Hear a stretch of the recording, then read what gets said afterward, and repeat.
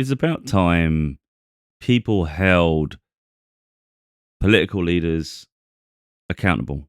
There's too much inept leadership in this world, and people believe propaganda. It's like people believe what they want to believe. So it's rather than based on facts or merit, it's just like, what do you want to hear? Oh, great, that's going to be magic. Um, One thing I would say, and I think the best way to hold someone or a time period accountable is get a diary and write down all the promises that were made at the start of an election. So, where Trump's been inaugurated, what are the things he said before he stepped into the role? And then what are the things he said day one? What was your life like then? So maybe consider your bills, like what are your average bills at the moment? What's the quality of life like? What's the healthcare like? Think about all the things within your life that, for good and bad, and really try and put a little bit of a description in it, just so you can remember exactly what it was like in that time. Because it's only going to be 4 years into the future once you check again. It's not like a million miles forward.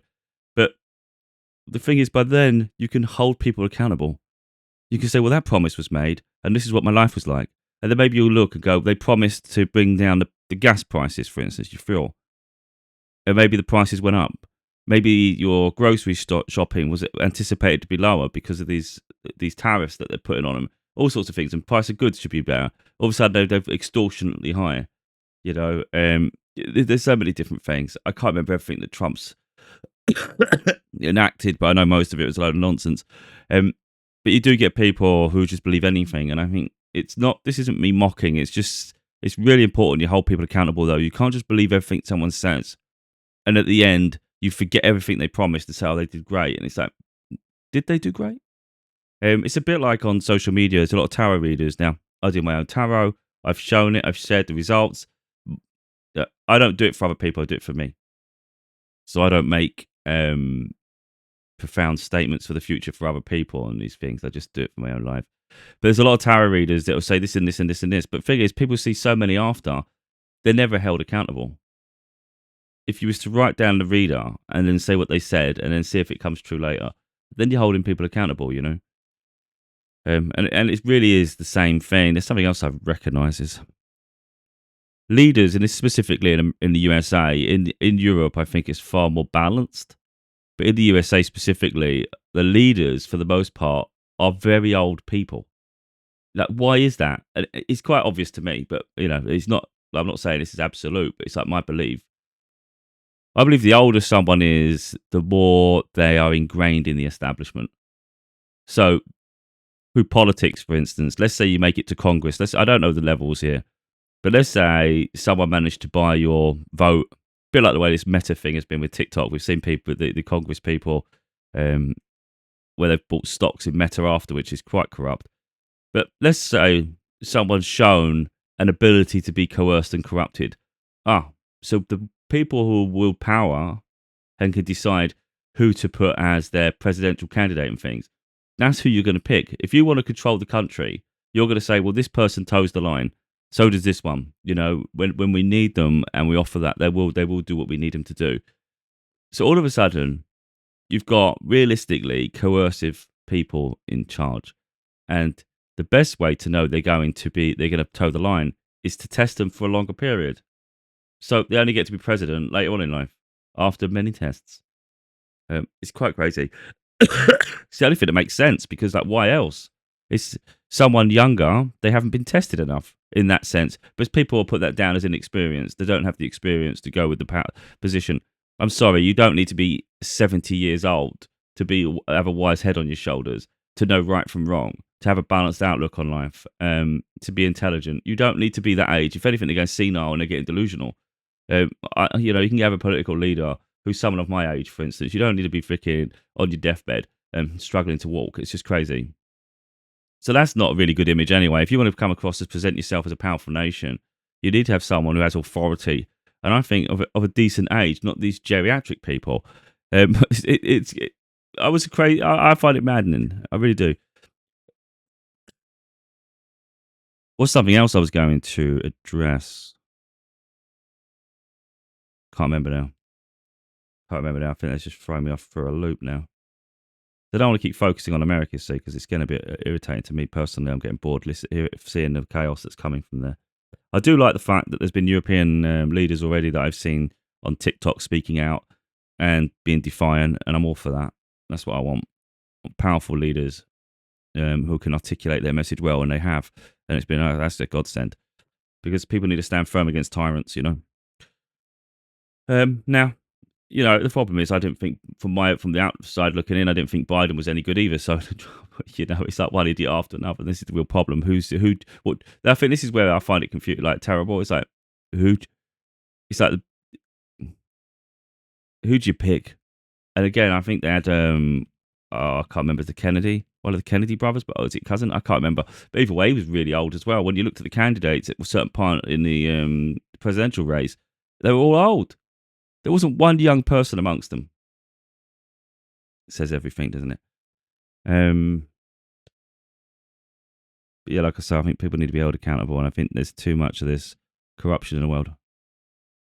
There was other topics I was going to discuss, but in all honesty, I really can't be asked. I want people to open their own eyes. That's the thing. I don't want to keep going, oh, point to this, point to that, point to this, point to that. It's like, there's enough going on in the world, but people need to start opening their eyes to it, Can't be a select few start realising things, and everybody else is just like blindsided every time something happens. It's like, mate, you could surely you can see this is ridiculous. Because like, for instance, if Trump's going to start setting tariffs on countries, guess what? They're going to reciprocate with tariffs of their own. It's just, that was what I was going to say about Trump. I've noticed it since he took office. All I hear is money. We're not paying that. They're only paying this. We're paying this. We're not getting enough money, or we're wasting money. This is money. This is money. I saw him talk about Gaza, and he didn't care about the people that were killed and the destruction. He was talking about the fact that we could rebuild that. He was talking about more of a point of view of the infrastructure building. We could help with that. But he weren't committed to anything, and he really didn't give a shit about it. He's got no empathy. I'm not saying Musk's like this and that, but they just seem more like the same sort of people. It's all about how much profit they can get out of something, how much power they can control. So everything with them is money, money, money, and I find it quite frightening. You've got the World Health Organization. He's decided to quit that. He said they're paying $500 million a year, so he's put an end to it. They're no longer contributing, from my understanding. Well, you could reduce your contribution. Why have you got to remove it entirely? His argument was that China's not contributing enough. Why has everything got to be a battle between them and China? The real problem is, this is that narrow-minded shit that comes from America. They're just the bullies, and I hate it. I really do. It's a very narrow-minded approach, and the trouble is that a lot of the people are uneducated. Not everyone. I know incredibly intelligent Americans, so this isn't a broad statement. It's just I know there's a lot of uneducated Americans, though. They actually don't know what the rest of the world looks like on a map, and I find that frightening. But again, that stems from the leadership and the education that's being provided. The problem is, if you reduce the support you're giving into the health around the world, the most impoverished nations are going to spread disease. Those diseases will spread beyond their borders, and it will become more pandemic epidemics around the world. So one of the big crises is Africa. You see it all the time. There's always something, malaria, whatever it is. I don't know about Asia and things, but I think there's a lot of poverty and a lot of homelessness. The conditions are not great. And the problem you've got is when you've got nations that are not sustainable, they don't have a lot of money, or they're corrupt governments who don't share their wealth with their nation. So maybe the leaders have an awful lot of glamour, but the people are struggling. They have no money, they have no food, and disease arrive.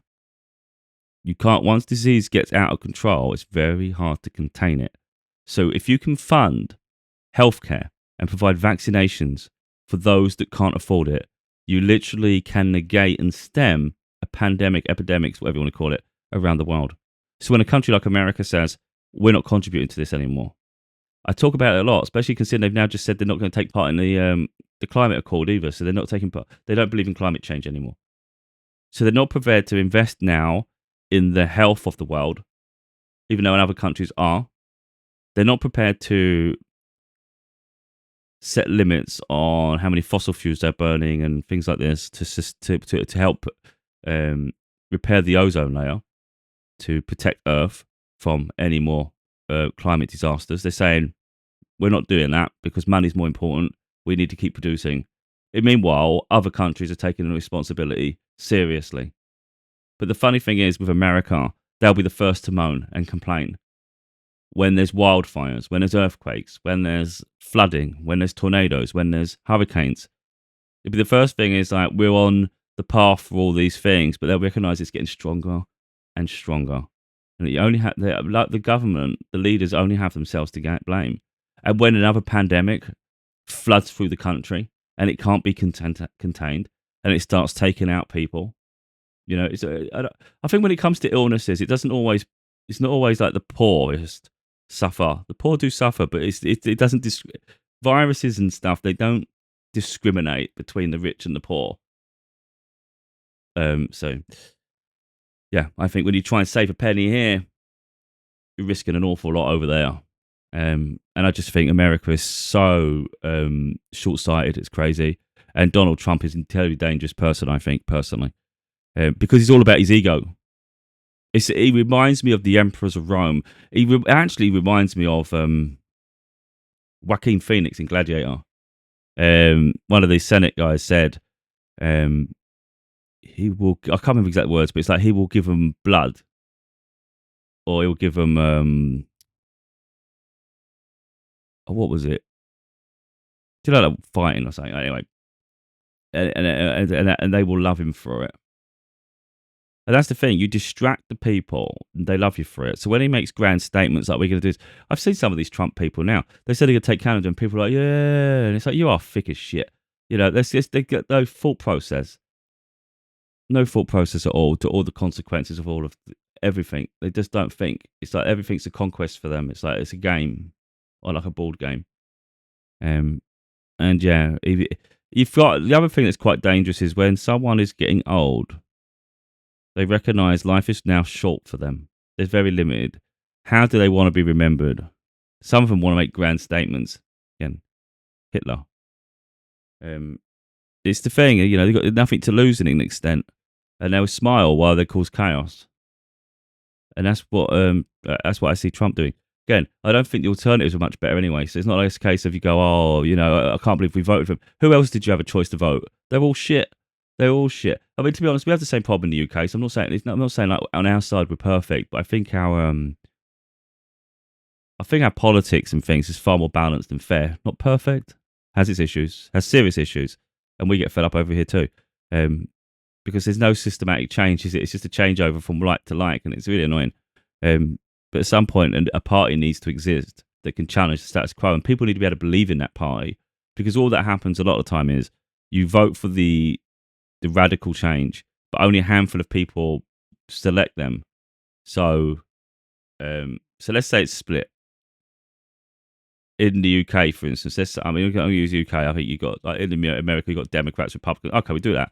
Let's say you've got Democrats, Republicans, and then you've got the Liberals. I don't know if you call it the Liberals. I don't know what you call it. But anyway, if you called it like a third one, an independent, and you had half of the Democrats decided, you know what, I want to vote for the independents, and hopefully they'll win. The real problem is the independents have like 25%. The Democrats end up with 25%, and the Republicans end up with 50%, so then they win. You know, it's this sort of shit. It's that split. It's like, where does the split come from? And what it does, it ends up minimizing the other party. So that's why a lot of people don't go over there, because they're like, if we do that, we're going to thin this, and we don't want them winning. So they've got no chance. So everyone put it in here. And that's why there's no change. That's why there's no change, because not enough people believe in the independent party to win. Yeah, no. But I think the real biggest problem we've got is the level of influence America has on the rest of the world.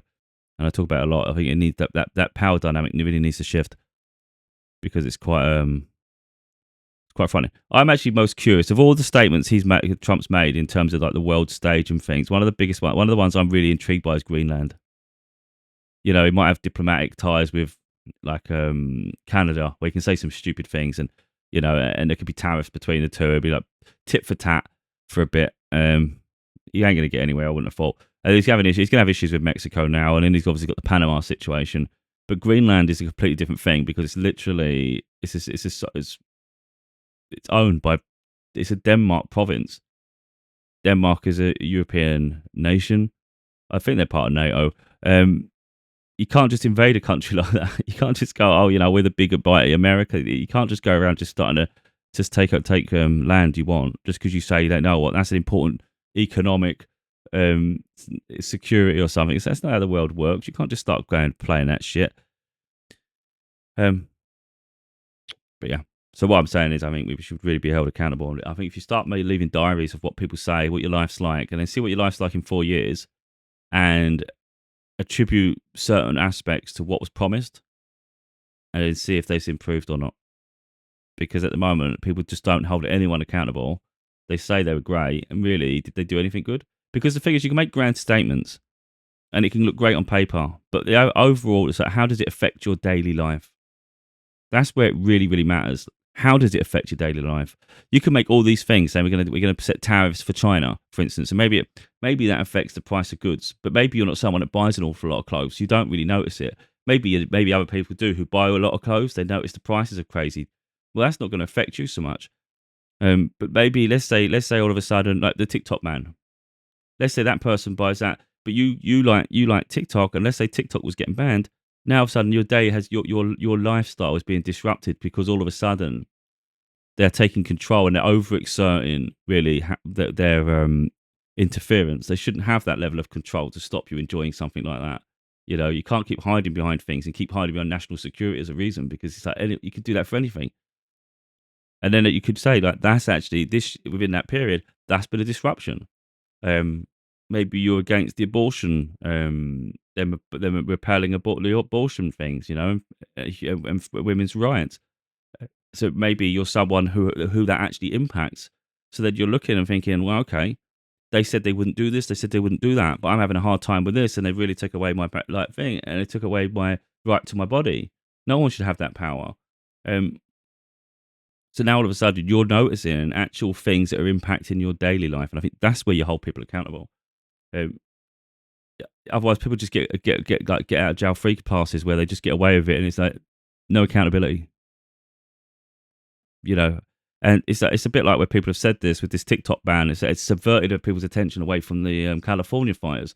There's a lot of conspiracies about the California fires because we talk about the paedophilia and all this stuff in Hollywood. You know, all this sort of corruption that goes around there in terms of, well, let's not go deep into that shit. It's said to be tunnels underneath some of the houses and the mansions and shit, and it takes you to some satanic stuff. That's what I've heard. And all of a sudden, you've got these wildfires that have stemmed through very, very wealthy areas of California, where the Hollywood elites live. So some people have speculated, is it a cover up to hide all of this? And then, of course, is this TikTok situation a way to subvert people's? There's all this thing, but in America, anything goes. It's like a freaking continuous drama over there. It's crazy. But again, if you was writing these things down, you wouldn't forget about the California fires, would you? Because you'd have wrote, California fires. That would trigger an idea later. You go, wait a minute, whatever happened to that? This is how you hold people accountable. Make notes.